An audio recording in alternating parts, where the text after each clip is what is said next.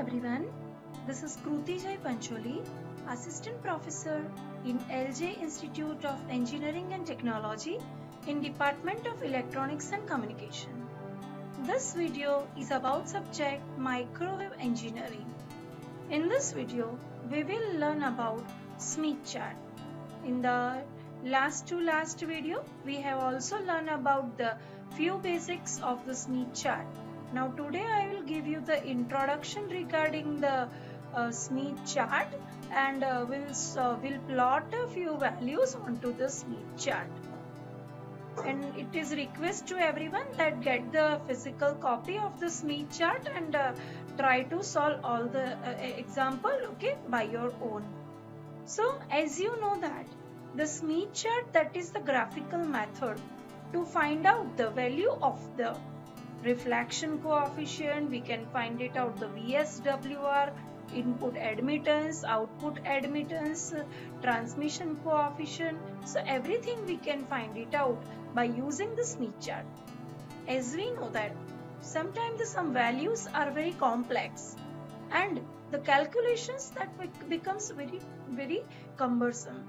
So at that time, if we go for the method like the Smith chart, then we can easily solve the problems. So very first, we know that what is the reflection coefficient. In my last video, you have seen that how to find out the reflection coefficient and the transmission coefficient. So here you can see that this is the reflection coefficient. Equation in terms of the impedance is ZL minus Z0 upon ZL plus Z0. People can write the Z minus Z0 upon Z plus Z0 also in a few book. So now if I'll take this Z0 in the denominator, it would be the ZL by Z0 minus 1 upon ZL by Z0 plus 1. Now as I said earlier that it is difficult to plot the simple value onto the Smith chart. So always we need to take the value. It's a normalized value to plot onto the Smith chart. So this is normalized value. How can I find out? So whatever the load impedance value is given divided by the characteristics impedance value, that gives me the normalized value. So this is my normalized value. So I am writing it over here. It is the ZNL minus 1 upon ZNL plus 1, where ZNL is what? It's a normalized impedance. Now ZNL having the two part.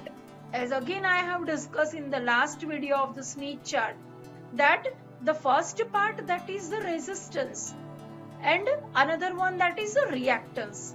So there are the two parts, okay, R plus or minus JX. It's a imaginary part, reactive portion, and it's a resistive portion. So what is it? It is the ZL by Z0 equal to R plus or minus JX, where Z0 is equal to characteristics impedance of transmission line. Smith chart. Smith chart having the two things. Which two things Smith chart has? One is the constant resistance circles and another one is the constant reactance circle. Now I'll just show you first of all the Smith chart. Here you can see that this is the Smith chart. Fine. Now this complex Smith chart, there are two types of the Smith charts available. Okay, one is known as the impedance chart and another one, that is the admittance chart. Okay, over here this chart that we are using, okay, for the active high frequency. So this is known as the compressed Smith chart, which can be useful for solving the problem at the higher frequency. Now when you see carefully the Smith chart, this Smith chart having the too many circles.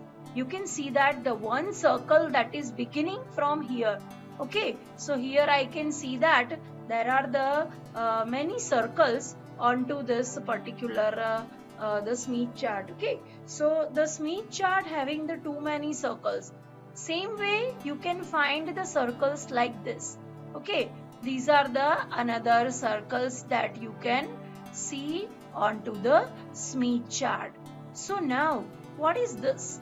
That this particular circle and the another circles are like this. Okay, they are having the values, okay, which is the r equal to 2, r equal to 4, r equal to 6. Okay, that way we have the circle.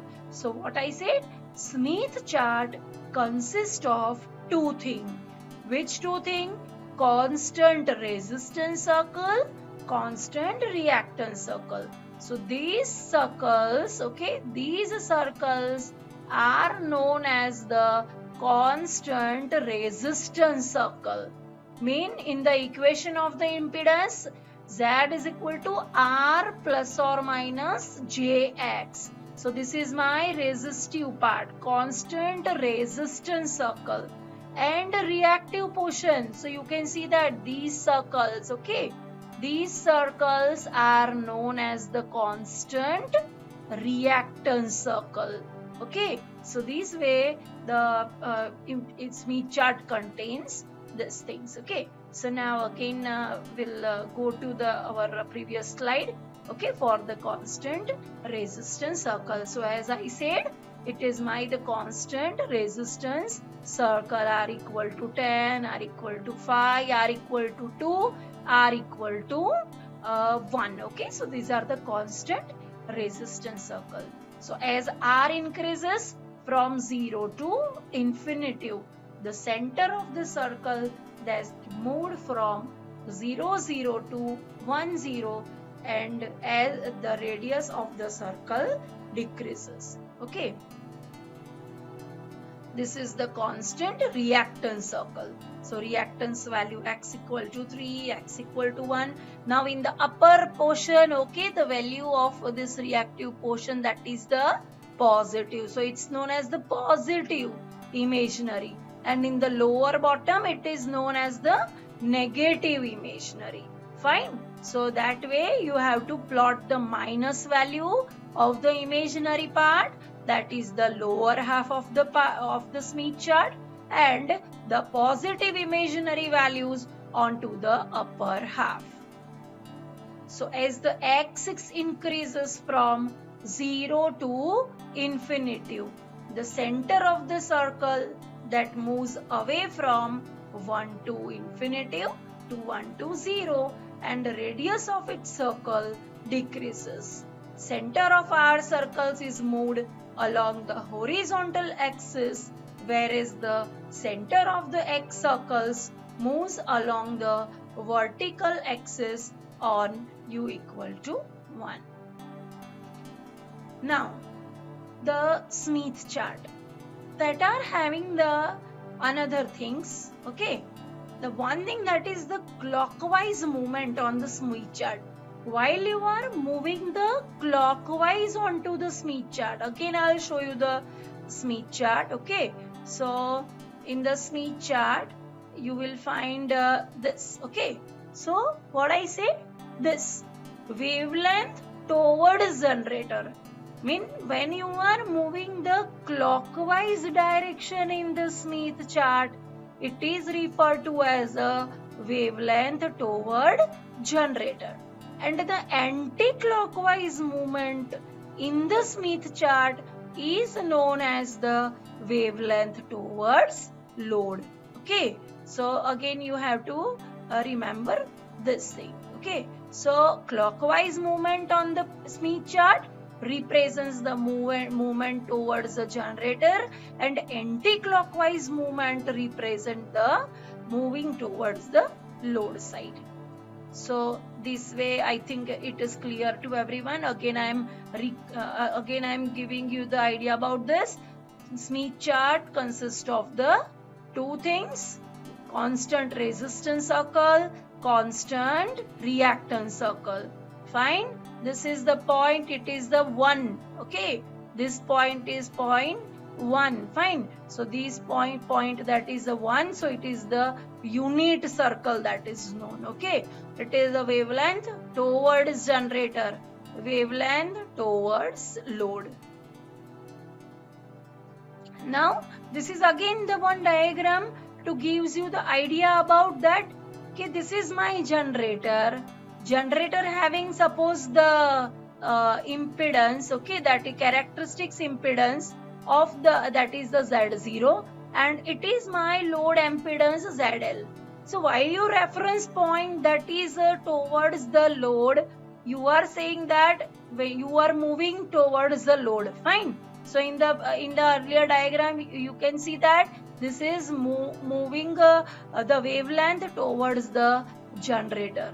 Okay, now another thing that is moving towards the generator. Okay, so moving towards the generator. So this way you can have the also idea about it. And another thing that is this particular value, okay, that's nothing but it's a Z0 value. Fine. So this is the moving towards load, moving toward generator, that we have to keep in mind. So now again this is about the Smith chart. Okay, you can keep in mind that this is this particular portion of my Smith chart, it's that gives me the inductive value. Lower half, this value, it's a capacitive value. Okay, so Smith chart, inductive, capacitive, resistive, reactive, this everything is there onto the Smith chart. Fine.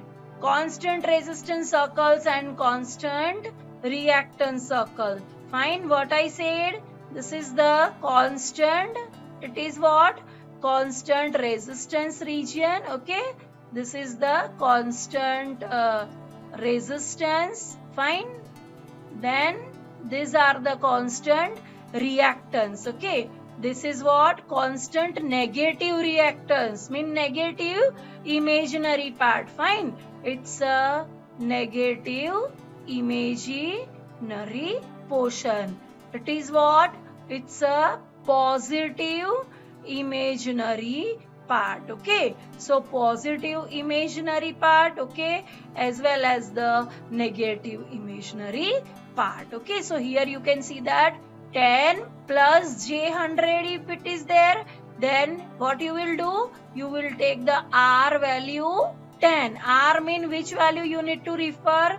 The constant resistance, mean R value on this circle you need to find out, and that should be 10. So over here you can see that this is the R value equal to 10. Okay, so at this point, okay, at this point my R value is equal to 10. My R value is equal to 10. Okay, and which another thing for the 100 I need to refer? For the 100 I need to look at the reactive portion. So reactance circle, that is over here you can see that it is what? 100. Fine. So we are drawing the, okay, this particular line, okay, and this line that will intersect at this point. So this intersection point, that is what? It's a 10 plus J 100. So this way you can implement the value of the impedance onto the graph paper. Okay, now the other thing that is, okay, over here 10 minus J50. 10 mean which value? Constant resistance. Mean where is my 10? Over here, this is my 10 minus J50. Where should I look? Over here, constant negative reactance. So I will just find it out, the value of the minus 50 onto the graph, okay, and wherever they intersect, that is the 10 minus J50. So toward generator wavelength, it is the away from the generator, or you can say the towards load. Fine. Over here onto the outer scale, you will find out the value of the lambda. Okay. Now while you are moving, okay, keep in mind, while we are moving the one circle in the Smith chart, you have covered the lambda wavelength. Okay, I mean, if I'll give you the example of this to understand about this, then it is what? Suppose this is my generator. Okay, now it is my load. Okay, so this is having the impedance ZL. Characteristics impedance is Z0. Okay, now suppose I am telling you that this my this my length of the transmission line, that is suppose lambda. Fine. So when will you reach from this generating end to the load end? That is after the lambda distance. Okay, so onto the graph, while you are moving the one circle. Okay, one circle. So that while moving the one circle, okay, you can see that the full circle is 1/2 wavelength. Okay, mean the in the one circle we covered only the lambda by 2 distance. Fine. Now when you want to cover the lambda distance, then how many times the circle has to move? So moving one times, it is lambda by 2 it cover. So after moving the 2 circles onto the Smith chart, I am able to cover the lambda distance. So these you have to consider while you are solving the examples related to the Smith chart.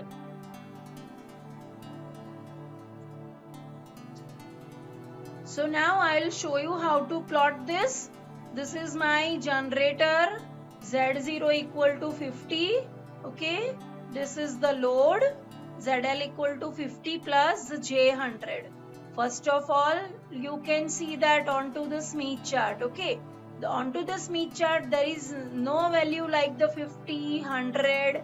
So I can't plot this very big value onto the Smith chart. So I need to find out the ZNL value. What is ZNL? Normalized value. How can I find out normalized?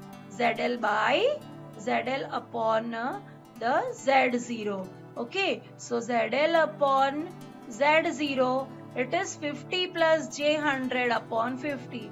It is 50 by 50 is 1. Okay, and 1 plus J 2. Fine. So now we'll plot these value onto the graph. So this is my what? 1 plus 2J I want to plot. 1 is my resistance. So you can see over here, this is the R equal to 1, constant resistance circle. Okay, R equal to 1 plus 2J with the positive reactance value.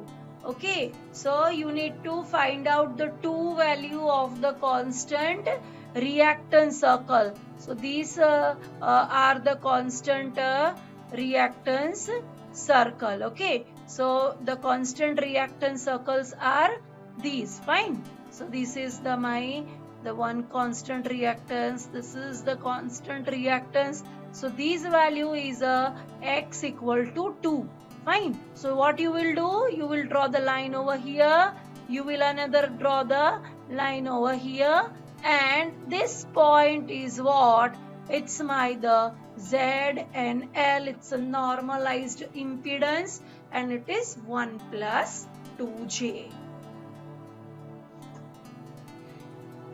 So this is for the homework. Okay. Or you can do the practicing for implementing this all values onto the graph. Okay, so you have to take the physical copy, and these are my impedance value of Z1, Z2, Z3, Z4, Z5, Z6, Z7, Z8, and before implementing onto the graph, you have to find out the normalized value, and finding out the normalized value, you are able to plot that thing onto the graph. So what you will do, that my Z and L normalized value for the Z1, it is Z1 upon Z0. So every time Z1, Z2, Z3, Z4 value can be changed, but this Z0 value, it's a characteristics impedance.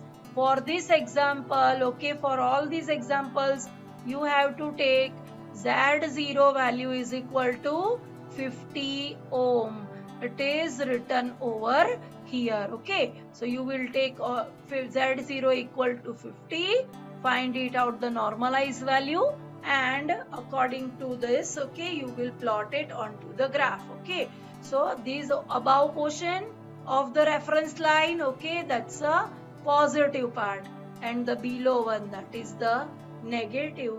That way you can plot the impedance value. Okay, so this is my, okay, this value at this point you can keep in mind r equal to 0 as well as x equal to 0. At this point, you can say r value is infinite as well as the x value is infinite. So if you want to plot the z phi is equal to infinite, where is my that infinite point? It is here. Fine. So again this is my 0 point. So you can z6 equal to 0. So it is here. Fine. So this is the thing that we need to keep in mind while we are doing the examples. Thank you very much everyone.